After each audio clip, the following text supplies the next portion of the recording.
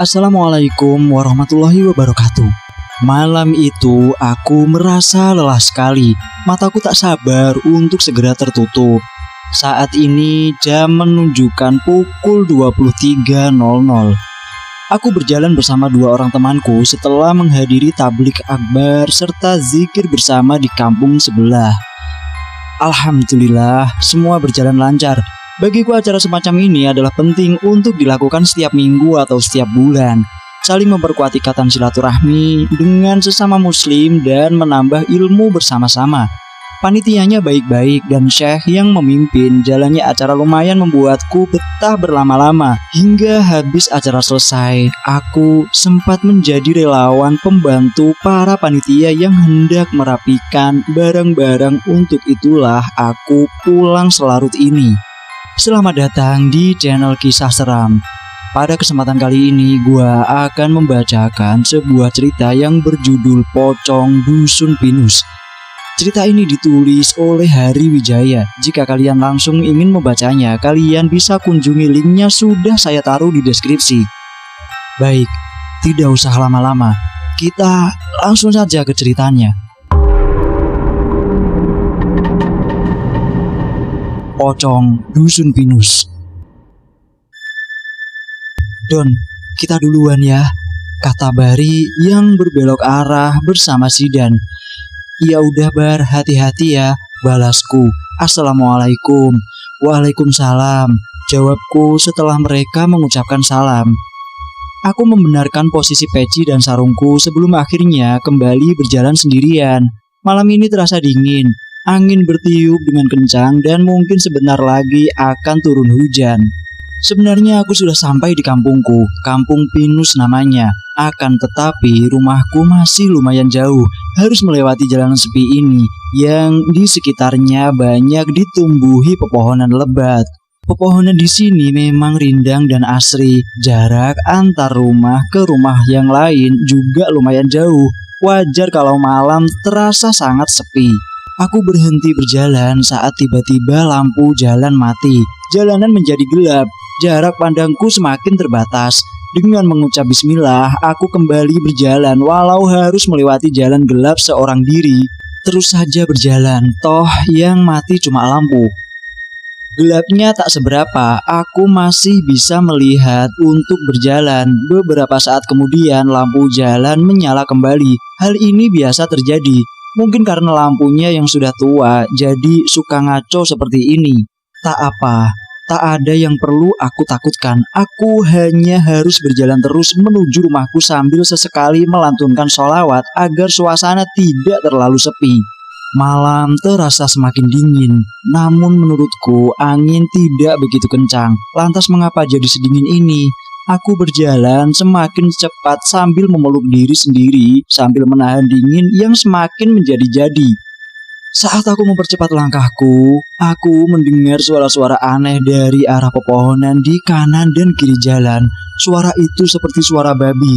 Suara yang terasa seperti mengikutiku. Kenapa ya?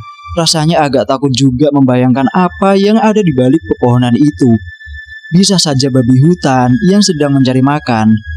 Tapi masa bodoh lah, aku jalan saja terus mengabaikan suara-suara aneh itu walau sebenarnya sangat mengganggu. Hingga di suatu tempat suara itu terdengar begitu keras.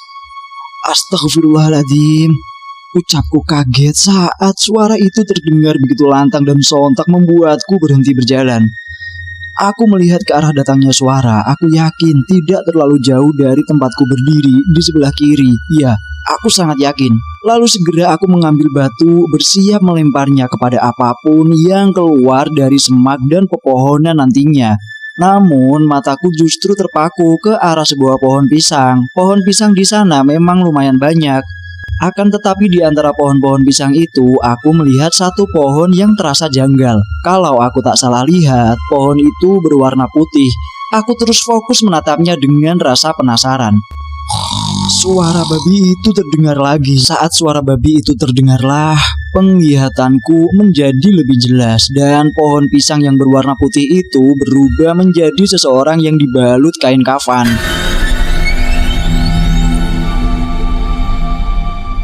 Tapi kakinya mengambang dan tidak menapak di tanah. Tak salah lagi, pocong. Astagfirullah ya Allah, ucapku sambil teriak ketakutan dan perlahan mundur beberapa langkah. Wajah pocong itu terlihat hancur. Aku tak bisa lagi membedakan mana mata, mana hidung. Semua terlihat berantakan. Kulit wajahnya hitam kebiru-biruan. Aku memang tak bisa melihat di mana posisi matanya. Tapi kalau kuperhatikan, aku yakin pocong itu sedang menatapku. Ya Allah, kataku sambil menenangkan diri. Aku menutup mata sesaat, mengatur nafas sambil membaca doa-doa. Kakiku terasa gemetar dan kaku. Aku belum siap untuk berlari karena aku pasti akan terjatuh.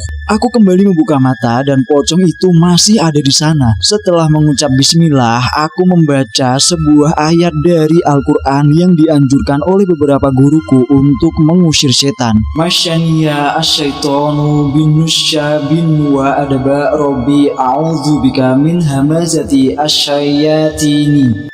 Ucapku perlahan. Masania asyaitonu bin nusbin wa adaba rabbi a'udzubika min hamzati syayatini. Ucap pocong itu mengulangi bacaanku dengan suara yang serak dan berat. Aku kembali melanjutkan ayat itu. Wa a'udzubika rabbi an yakdurun. Ucapku dengan lebih lantang lagi.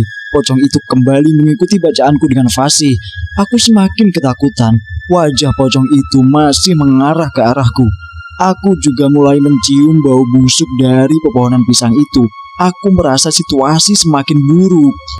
Namun sial bagiku, aku lupa dengan potongan ayat yang terakhir. Aku memang jarang membaca ayat ini sehingga aku lupa dengan potongan akhirnya. Wah, hifdzan min kulli syaitanin marid. Ucap pocong itu yang melanjutkan bacaan ayat yang kulupa. Saat aku mendengar potongan ayat yang terakhir itu dibacakan oleh pocong, aku pun tak tahan lagi dan segera lari kocar-kacir meninggalkan tempat itu.